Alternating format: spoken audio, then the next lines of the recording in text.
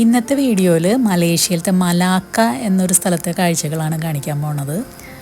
രാത്രി 12 മണി കഴിഞ്ഞു ഞങ്ങൾ മലേഷ്യൻ ചെക്ക് പോസ്റ്റ് കടക്കുമ്പോൾ. എന്നത്തെയും പോലെ പെട്ടെന്നുള്ളൊരു ട്രിപ്പായിരുന്നു. ദിൽഷാൻ്റെ കൊളീഗ്സ് ഉണ്ട് 2 പേര്. അപ്പോൾ അവരും കൂടിയാണ് ഞങ്ങൾ പോണത്. ഇപ്പോൾ സമയം കണ്ടില്ലേ, 2 മണി ആവാറായി. ഞങ്ങൾ ഈ മലാക്കയിൽ എത്തുമ്പോൾ ഒരു 3:30 കഴിഞ്ഞു. മലേഷ്യ ട്രിപ്പ് സാമി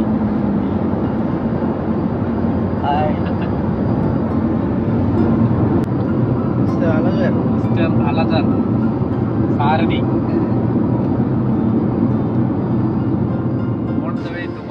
ഞാൻ നല്ലൊരു ഉറക്കം കഴിഞ്ഞ് എണീക്കുമ്പോൾ മലാക്ക എത്തിയിട്ടുണ്ട്. അവിടുത്തെ നൈറ്റ് വ്യൂ ഒക്കെ ഒന്ന് കണ്ടു കേട്ടപ്പോൾ. ഇവിടെ എത്തിയിട്ട് 2 കറക്കം കറങ്ങിയിട്ടാണ്. എന്താണെന്ന് വെച്ചാൽ ഹോട്ടലൊന്നും ബുക്ക് ചെയ്തിട്ടുണ്ടായിരുന്നില്ല. ഞാൻ പറഞ്ഞില്ലേ പെട്ടെന്നുള്ള ട്രിപ്പായിരുന്നു എന്ന്. ഇവരൊക്കെ ഇടയ്ക്ക് വരാറുള്ളതാണല്ലോ, അപ്പോൾ ഹോട്ടലൊക്കെ കിട്ടുമെന്നൊരു വിശ്വാസത്തിലായിരുന്നു ഞാൻ. ഇവിടെ എത്തിയിട്ട് ഞാനും ചേട്ടനും കാറിലിരുന്നു. അവർ പോയി ഹോട്ടൽ തപ്പാൻ തുടങ്ങി. ഞാനോർത്ത് കാറിലിരുന്ന് നേരം എടുപ്പിക്കേണ്ടി വരുന്നു. ഭാഗ്യത്തിന് ഈ ഒരു ഹോട്ടൽ കിട്ടി. 4 മണിയായപ്പോൾ കയറി കിടന്ന് ഉറങ്ങി. ഇവിടെ റൂമിന് 50 റിങ്കറ്റ് ആയിരുന്നു കേട്ടോ. പിറ്റേ ദിവസം രാവിലെ ഒരു 9 മണി കഴിഞ്ഞപ്പോൾ കുളിച്ച് റെഡിയായി പുറത്തിറങ്ങി ബ്രേക്ക്ഫാസ്റ്റ് കഴിക്കാൻ തിരഞ്ഞ് നടക്കുകയാണ്. ഇവിടെ ഉണ്ടായിരുന്ന ഹോട്ടലിലൊക്കെ നമുക്ക് പറ്റിയൊരു ബ്രേക്ക്ഫാസ്റ്റ് ഇല്ലാത്ത പോലെ തോന്നി. അപ്പോൾ അന്വേഷിച്ച് പിടിച്ച് ചെന്നപ്പോൾ ഈ ഒരു ബർഗർ കിങ്ങിലാണ് ചെന്ന് പെട്ടത്. എനിക്ക് രാവിലേക്ക് ഇത് കഴിക്കാൻ തീരെ താല്പര്യമില്ലാത്തതാണ്. പിന്നെ വിശപ്പുണ്ടായിരുന്നു. അപ്പോൾ ഇതെന്ന് വിചാരിച്ച് ബർഗർ കഴിക്കാനിരുന്നു.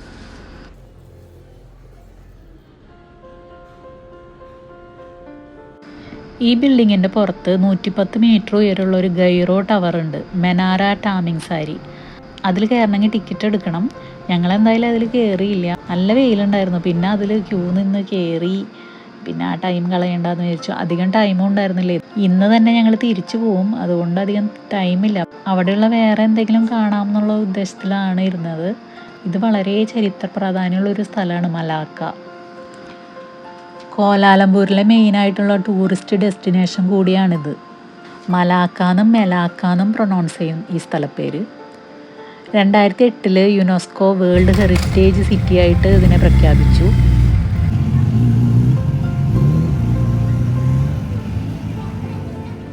നെക്സ്റ്റ് ഞങ്ങൾ പോയത് ഒരു പഴയ ഒരു പത്തേമാരി പോലത്തെ ഒരു മ്യൂസിയം ഉണ്ടാക്കി വെച്ചിട്ടുണ്ട് ഇവിടെ.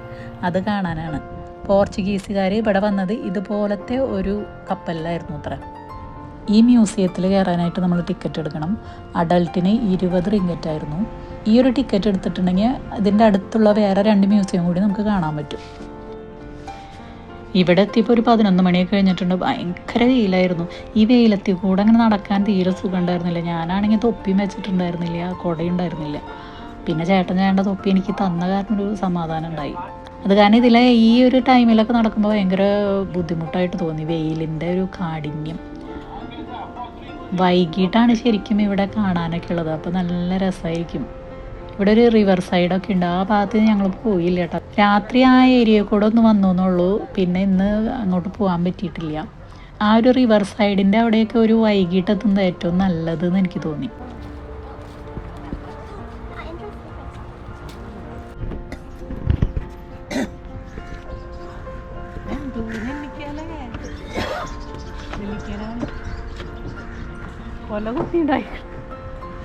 ഇതുപോലത്തെ ഒരു നെല്ലിക്ക മരം മതിയല്ല ജീവിക്കാൻ. എന്തോരം നെല്ലിക്ക ഉണ്ടായിരുന്നു. ഇവിടുത്തെ ആൾക്കാർക്കൊന്നും വേണം വേണ്ട.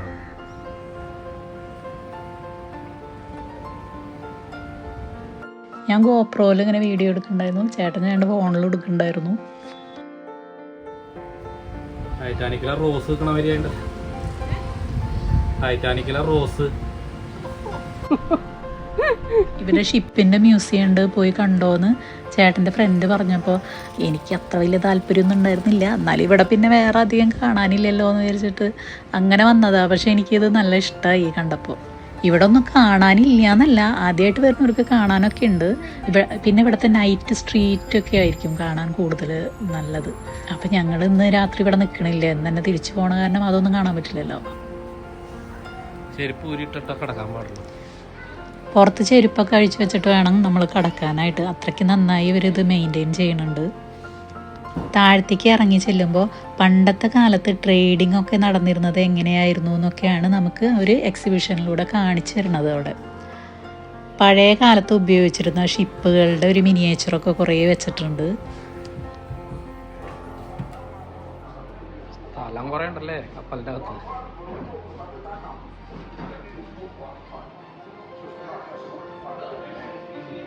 പല ഷിപ്പിൻ്റെ മോഡലത്, ചൈനീസ് ഷിപ്പ് മോഡൽ, അത് വേറൊരു ഷിപ്പ്, പണ്ടത്തെ കാലത്തെ സ്റ്റീം ഷിപ്പ് മോഡൽ, പല ഷിപ്പുണ്ട്. ഒരുപാട് പണ്ട് മലാക്ക ഒരു പ്രധാന ട്രേഡിംഗ് സെൻ്റർ ആയിരുന്നു. മിഡിൽ ഈസ്റ്റിൽ നിന്നൊക്കെ കപ്പലിൽ ഇവിടെയാണ് വന്നിരുന്നത്. ട്രേഡിന് പറ്റിയ സ്ഥലമായിട്ട് മലാക്കേനെയാണ് അന്നൊക്കെ തിരഞ്ഞെടുത്തിരുന്നത്. 1400 അവസാനത്തിലാണ് ഇന്ത്യയിൽ പോർച്ചുഗീസുകാർ വന്നത്. പിന്നെ അവർ മലാക്കയിലേക്ക് വന്നു. പിന്നീട് ഡച്ച്, ബ്രിട്ടീഷ്, അങ്ങനെ അവരൊക്കെ ഇവിടെ പിടിച്ചടക്കി.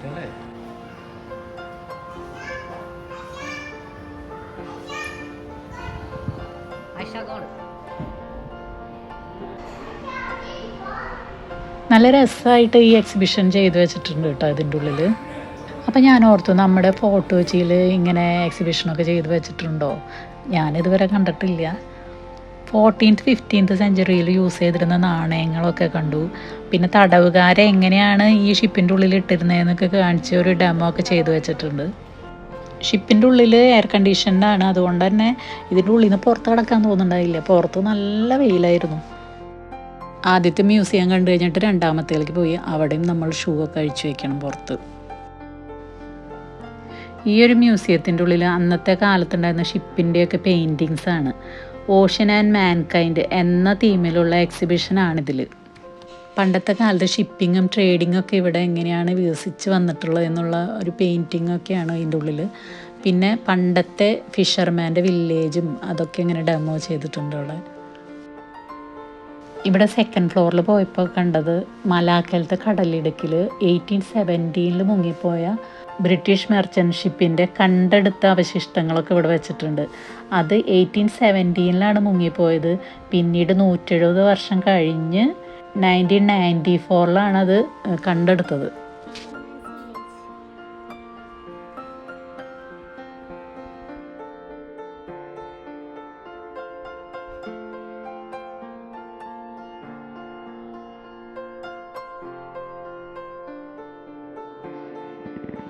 കോസ്റ്റൽ ഹെറിറ്റേജ്, മലേഷ്യയിലെ അണ്ടർ വാട്ടർ റിസോഴ്സസിനെ പറ്റിയുള്ള കുറച്ച് എക്സിബിഷനാണ് ഈ ഭാഗത്ത്. അണ്ടർ വാട്ടർ റിസോഴ്സസിനെയൊക്കെ പറ്റി അറിയാനായിട്ട് ആഗ്രഹിക്കുന്നവർക്ക് ഇവിടെ വന്നാൽ നല്ല ഇൻഫോർമേഷൻ കിട്ടും. നെക്സ്റ്റ് ഒരു മ്യൂസിയം കൂടി ഉണ്ട്. അത് നേവി മ്യൂസിയമാണ്. അവിടെ ഹെലികോപ്റ്ററും നേവി റിലേറ്റഡ് എക്യുപ്മെൻറ്റ്സ് ഒക്കെയാണ് കാണാനുള്ളത്. ഈ മ്യൂസിയത്തിൽ കയറുമ്പോൾ ഷൂ ഒന്നും അഴിച്ചു വെക്കേണ്ട പുറത്ത്. സത്യം പറഞ്ഞാൽ എനിക്കിപ്പോൾ ലോങ് വീഡിയോ ചെയ്യാൻ വലിയ താല്പര്യമില്ല. ഒന്നാമത് ഞാനിങ്ങനെ വീഡിയോ എടുത്ത് പിന്നെ വോയിസ് ഓവർ ചെയ്യാണ് ചെയ്യണത്. അല്ലെങ്കിൽ ഇപ്പോൾ ഒരു സ്ഥലത്ത് പോവാന്ന് പറയുമ്പോൾ, ഫോർ എക്സാമ്പിൾ മലാക്ക പോവാന്ന് പെട്ടെന്ന് പറയുമ്പോൾ ഇനി മലാക്കേനെ പറ്റിയിട്ട് എനിക്കൊന്നും അറിയില്ല. ഏതൊക്കെ സ്ഥലമാണ് അവിടുത്തെ കാണാൻ പോകണം, എന്തൊക്കെ കാണാൻ പോകണമെന്ന് ഒരു ഐഡിയ ഇല്ല. അല്ലെങ്കിൽ നമുക്ക് മുൻകൂട്ടി തന്നെ അത് എന്തൊക്കെയാണ് ഏതൊക്കെയാണെന്നൊക്കെ നോക്കി വെക്കാം. എന്നിട്ട് അവിടെ ചെല്ലുമ്പോൾ ലൈവായിട്ട് ഇങ്ങനെ പറഞ്ഞാൽ എനിക്ക് കുറച്ച് പണി കുറവാണ്. പക്ഷേ എനിക്കിതൊന്നും അറിയാതെ തന്നെ അവിടെ ചെന്ന് വീഡിയോ എടുത്ത് ആദ്യമായിട്ട് കാണുന്ന സ്ഥലങ്ങളാണല്ലോ. അപ്പോൾ അവിടെ ചെന്ന് വീഡിയോ എടുത്ത് പിന്നീട് ഞാനിവിടെ വന്ന് അത് എഡിറ്റ് ചെയ്യുമ്പോൾ ഇന്ന സ്ഥലങ്ങളെ പറ്റിയൊക്കെ നോക്കി ഗൂഗിൾ ചെയ്ത് നോക്കും ഞാൻ. അപ്പോൾ എനിക്ക് കുറച്ച് വർക്ക് ചെയ്യാനുണ്ട് ഇതിൽ.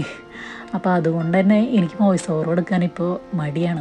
നമ്മൾ കുത്തിരുന്നതൊക്കെ ചെയ്യുമ്പോൾ വ്യൂസൊക്കെ ലോങ് വീഡിയോയ്ക്ക് കുറവാണ് എനിക്ക്. അപ്പോൾ പിന്നെ എനിക്ക് അതിനോട് അത്രയും കൂടെ താല്പര്യമില്ല. പിന്നെ പണ്ടും ഞങ്ങൾ ട്രാവൽ ചെയ്യാറുണ്ട്, അപ്പോഴും വീഡിയോയും ഫോട്ടോ ഒക്കെ എടുത്ത് വെക്കാറുണ്ട്. അതിനോടൊരു ക്രേസ് ഉണ്ട് കേട്ടോ. പിന്നീട് ഇപ്പോൾ യൂട്യൂബ് ചാനൽ തുടങ്ങിയപ്പോൾ അങ്ങനെ ഓരോ സ്ഥലങ്ങൾ പോകുമ്പോൾ അതിൻ്റെ മെമ്മറീസായിട്ട് ഇങ്ങനെ എടുത്ത് വെക്കാമല്ലോ വീഡിയോസ്. അങ്ങനെ ഒരു ഇഷ്ടത്തിൽ പിന്നെയും തുടരുകയാണിത്. ഞങ്ങൾ മ്യൂസിയം കണ്ടിറങ്ങിയപ്പോൾ ഒരു 12:30 കഴിഞ്ഞിട്ടുണ്ട് കേട്ടോ. അപ്പോൾ ദിൽച്ചേൻ്റെ ഫ്രണ്ട്സ് ഇവിടെ വെയിറ്റ് ചെയ്യുന്നുണ്ടായിരുന്നു ഞങ്ങളെ. അപ്പോൾ ഈ ഒരു സ്ട്രീറ്റിൽ കൂടെ ഞങ്ങൾ നടക്കുകയാണ്. ഈ ഒരു സ്ട്രീറ്റിൻ്റെ പേര് ബംഗാ മരഡേക്ക സ്ട്രീറ്റ് എന്നാണ്. നേരത്തെ ഒരു മെനാറ ടാമിങ് സാരി എന്നൊരു ടവർ കണ്ടില്ല, വലിയൊരു ടവർ, അതിൻ്റെ അടുത്താണ് ഈ ഒരു ഏരിയ.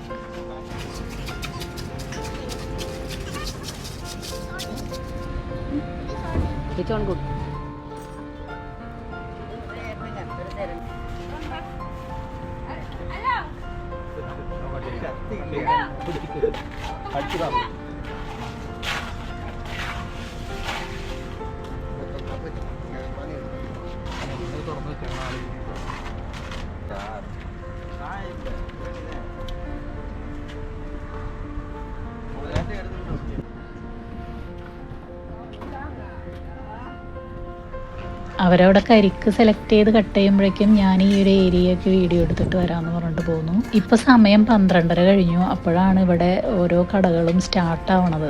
ശരിക്കും ഇവിടെ നൈറ്റ് സ്ട്രീറ്റിലത്തെ ആ കാഴ്ചകളായിരിക്കും കൂടുതൽ നന്നായിട്ടുണ്ടാവുക. ഇപ്പോൾ ഓരോ ഷോപ്പുകാരും വന്നിട്ട് അവിടെ അത് സ്റ്റോളൊക്കെ ഇട്ട് ശരിയാക്കി കൊണ്ടിരിക്കുകയാണ് കേട്ടോ. ഈ ഒരു ഏരിയയിൽ നല്ല തണുപ്പൊക്കെ തോന്നി. നിറച്ച് മരങ്ങളുണ്ട്, പന്തലിച്ച് നിൽക്കുന്ന മരങ്ങൾ. അതിൻ്റെ അടിയിലാണ് ഈ ഷോപ്പുകളൊക്കെ.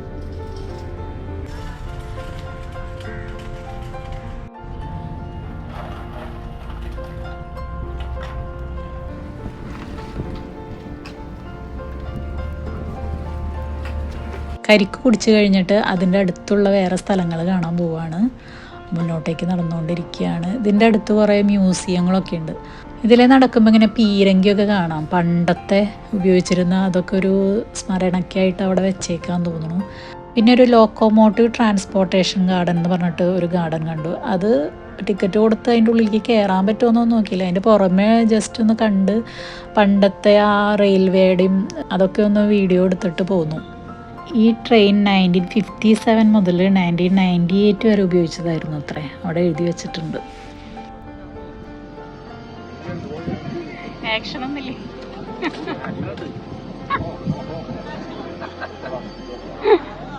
അവിടെ 1957 മോഡൽ ഒരു എൻഫീൽഡും കൊണ്ട് ഒരാളിരിക്കുന്നുണ്ടായിരുന്നു. അപ്പോൾ നമ്മളതിൽ കയറി ഫോട്ടോ എടുക്കണമെങ്കിൽ 2 റിങ്കറ്റാണ്. പഴയ എൻഫീൽഡ് കാണുമ്പോൾ വെറുതെ വിടില്ലല്ലോ. അതിൻ്റെ മുകളിൽ കയറി ഒരു ഫോട്ടോയും വീഡിയോ ഒക്കെ എടുത്തു. 75.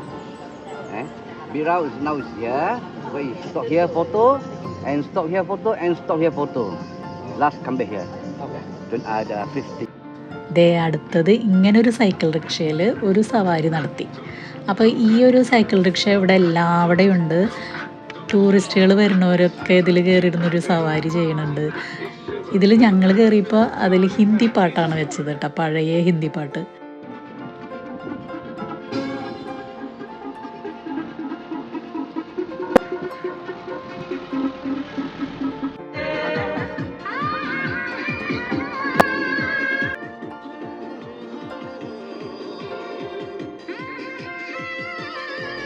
ഈ ഒരു സൈക്കിളിൻ്റെ ബാക്കിൽ എക്സ്ട്രാ വീല് വെച്ചിട്ട് സീറ്റ് ഉണ്ടാക്കിക്കാണ് കേട്ടോ. അപ്പോൾ എല്ലാ വണ്ടികളും ഇങ്ങനെയാണ്, പല കളറിലും പല ഡിസൈനിലൊക്കെയാണ്. രാത്രി ഇതൊന്നും കൂടെ രസമായിരിക്കും. നല്ല ലൈറ്റൊക്കെ പിടിപ്പിച്ചിട്ടാണ്. അപ്പോൾ രാത്രി ഇത് പോണ് കാണാൻ നല്ല ഭംഗിയുണ്ടാവും. അപ്പോൾ ഞങ്ങൾ ഈ ഒരു സ്ഥലത്തെത്തിയപ്പോൾ ഇവിടെ നമുക്കൊരു 10 മിനിറ്റ് ഇവിടെ ഇറങ്ങി കാണാൻ പറ്റും. അപ്പോൾ അങ്ങനെ ഞങ്ങൾ ഇറങ്ങിയതാണ്. 1753 പണിതൊരു ചർച്ചാണിത്, ക്രൈസ്റ്റ് ചർച്ച് മലാക്ക. പോർച്ചുഗീസുകാർ കഴിഞ്ഞ് ഡച്ചുകാരാണ് ഇവിടെ ഭരിച്ചത്. ഡച്ചുകാരുടെ ഭരണകാലത്ത് പണിതതാണിത്. ഡച്ചുകാർ ഭരിക്കുമ്പോഴും ബ്രിട്ടീഷുകാർ ഭരിച്ചപ്പോഴും ഈ ഭാഗത്താണ് പ്രധാന അഡ്മിനിസ്ട്രേറ്റീവ് സെൻ്റർ ആയിരുന്നത്. ഈ ഭാഗത്തെ എല്ലാ ബിൽഡിങ്ങും ഇഷ്ടിക കളറിലാണ്. നല്ല ഭംഗിയുണ്ട്, റെഡ് കളറിൽ എല്ലാ ബിൽഡിങ്ങും ഇങ്ങനെ കാണാൻ. പള്ളിയുടെ മുന്നിലായിട്ട് ഒരു ക്ലോക്ക് ടവർ ഉണ്ട്. 2 വലിയ ഫാൻ കറങ്ങുന്നുണ്ട്. പൊരിഞ്ഞ വെയിലും ചൂടായിരുന്നു ഇവിടെ എത്തിയപ്പോൾ. ടൂറിസ്റ്റുകൾക്ക് വേണ്ടിയിട്ട് കുറേ കടകൾ ഈ ഭാഗത്തുണ്ട്. പിന്നെ നല്ല സ്ട്രീറ്റുകളൊക്കെ ഉണ്ട്. അതൊന്നും കാണാനുള്ള ടൈം ഉണ്ടായില്ല. ഇവിടെ ഇറങ്ങി ഒരു റൗണ്ട് അടിച്ച് കുറച്ച് ഫോട്ടോ ഒക്കെ എടുത്തിട്ട് പിന്നെ വന്ന് ഞങ്ങളുടെ സൈക്കിൾ റിക്ഷയിൽ കയറി ഞങ്ങൾ ഈ സ്ഥലത്ത് നിന്ന് തിരിച്ചു പോവാണ്. ഈ പള്ളിയുടെ ഉള്ളിലേക്ക് ടൂറിസ്റ്റുകളെയൊക്കെ കയറ്റണുണ്ടോ എന്ന് എനിക്കറിയില്ല കേട്ടോ. അങ്ങനെ ഞങ്ങൾ ആദ്യം ഞങ്ങളുടെ റിക്ഷയിൽ കയറി സവാരി ഗിരിഗിരി നടത്തി തിരിച്ചു പോവാണ്. ഈ സൈക്കിൾ റിക്ഷയിൽ ചെറിയ റൗണ്ടിന് 25 റിങ്കറ്റും വലിയ റൗണ്ടിന് 50 റിങ്കറ്റുമാണ്. നല്ല സൗണ്ടിലാട്ട പാട്ടൊക്കെ വെച്ചേക്കണ്.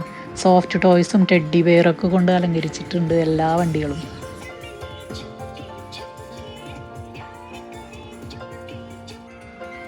അങ്ങനെ ഞങ്ങളുടെ സൈക്കിൾ സവാരി കഴിഞ്ഞു. കയറിയ സ്ഥലത്ത് തന്നെ അവർ കൊണ്ട് ഇറക്കുകയാണ്. അപ്പോൾ വേറെയും കുറേ ടൂറിസ്റ്റുകൾ ഇങ്ങനത്തെ ഓരോ റിക്ഷകളിൽ കയറി പോകുന്നുണ്ട് കേട്ടോ.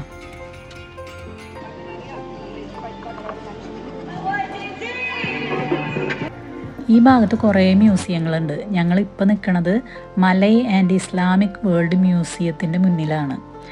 ഈ മ്യൂസിയം 1910 ബ്രിട്ടീഷുകാർ നിർമ്മിച്ചതാണെന്ന് തോന്നുന്നു.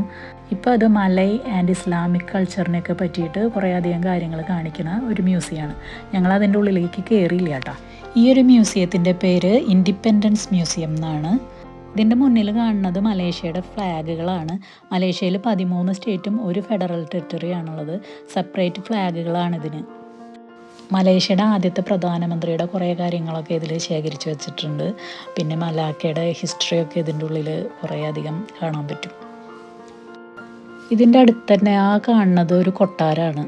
ശരിക്കുള്ള പാലസ് അല്ല കേട്ടോ, റിപ്ലിക്കയാണ്. പിന്നീട് ഉണ്ടാക്കിയത് അത്ര സുൽത്താൻ്റെ പാലസ് പോലെ ഒരെണ്ണം. ഈ ഒരു മ്യൂസിയത്തിൻ്റെ പേര് മലാക്ക സുൽത്താനേറ്റ് പാലസ് മ്യൂസിയം എന്നാണ്. പുറത്ത് കുറേ ടൂറിസ്റ്റുകളൊക്കെ പിക്ക് എടുക്കുന്നുണ്ടായിരുന്നു. ഇനി ഞാൻ പോയത് ഒരു കുന്നിൻ്റെ മുകളിലേക്കാണ്. അപ്പോൾ ഈ ഒരു കവാടം വഴിയാണ് നമ്മൾ ഉള്ളിലേക്ക് കിടക്കുന്നത്. ഹിൽ ടോപ്പിലേക്ക് പോകാനായിട്ടുള്ളൊരു വഴിയാണിത്. പോർട്ട ഡി സാന്റിയാഗോ എന്നാണ് ഇതിനെ പറയുന്നത്. ഈ സാന്റിയാഗോയുടെ ഗേറ്റ് വഴി അകത്തേക്ക് കിടക്കുകയാണ്. 1511 ഈ ഫോർട്ട് സ്ഥാപിച്ചത്. അൽഫോൺസോ എന്ന് പറയുന്ന ഒരാളാണ് ഇത് സ്ഥാപിച്ചത്. പോർച്ചുഗീസുകാർ ഈ സ്ഥലം കീഴടക്കിയപ്പോൾ പോർച്ചുഗീസ് സൈന്യത്തിൻ്റെ മേധാവിയായിരുന്നു അൽഫോൺസോ. ബുക്കിറ്റ് മലാക്ക എന്നും ഈ ഒരു സ്ഥലത്തിന് പറയും. സെൻറ്റ് പോൾസ് ഹില്ലെന്നും പറയും. കുറേ പടികൾ കയറിപ്പോണ മുകളിലേക്ക് ഇടയ്ക്കിടയ്ക്ക് ഞാൻ നിന്നിട്ടാണ് കയറിയത്. ഞാൻ മാത്രം അങ്ങോട്ട് കയറി വന്നേ. എന്തായാലും ഇവിടെ വരെ വന്നതല്ലേ, അപ്പോൾ എന്തായാലും ഈ ഒരു പള്ളിയും കാണാം. ഇതൊരു പഴയ ഒരു പള്ളിയാണെന്ന് പറഞ്ഞു. അപ്പോൾ അത് കാണാനൊരു മോഹം തോന്നി. ഇനി ചിലപ്പോൾ വരുമ്പോൾ ഇവിടേക്ക് വരണമെന്നില്ലല്ലോ, അതുകൊണ്ട് എന്തായാലും വന്ന് കയറി കണ്ടു. ഇത് പോർച്ചുഗീസുകാർ പണിത പള്ളിയാണ്. ഈ കുന്നിന് ചുറ്റും കോട്ടമതിലുണ്ടായിരുന്നു അത്ര പണ്ട്. ഇപ്പം ആ മതിലൊന്നും കാണാനില്ല കേട്ടോ. ഇവിടെ നിന്ന് നോക്കുമ്പോൾ 2-3 കിലോമീറ്റർ അപ്പുറം കടലാണ്. ഇതാണ് പള്ളിയുടെ മുൻവശം. ഇവിടെ സെൻറ്റ് ഫ്രാൻസിസ് സേവിയറുടെ ഒരു പ്രതിമയുണ്ട്. പിന്നെ ഒരു വൈറ്റ് ബെൽ ടവർ ഉണ്ട്. ഞാൻ പള്ളിയുടെ ഉള്ളിലേക്ക് ഒന്ന് കയറി. പഴയ പോലെ തന്നെയാണ് നിൽക്കുന്നത് പള്ളി. റൂഫൊന്നുമില്ല. ഈ പള്ളിയുടെ ഉള്ളിലെ മറ്റൊരു പ്രത്യേകത എന്താണെന്ന് വെച്ചാൽ പ്രമുഖ കത്തോലിക്ക മിഷണറി ആയിരുന്ന സെൻറ്റ് ഫ്രാൻസിസ് സേവിയറിന് ആദരാഞ്ജലി അർപ്പിക്കുന്ന കൊത്തുപണികളുള്ള ഒരു മാർബിൾ സ്ലാബ് ഇതിൻ്റെ ഉള്ളിലുണ്ട്.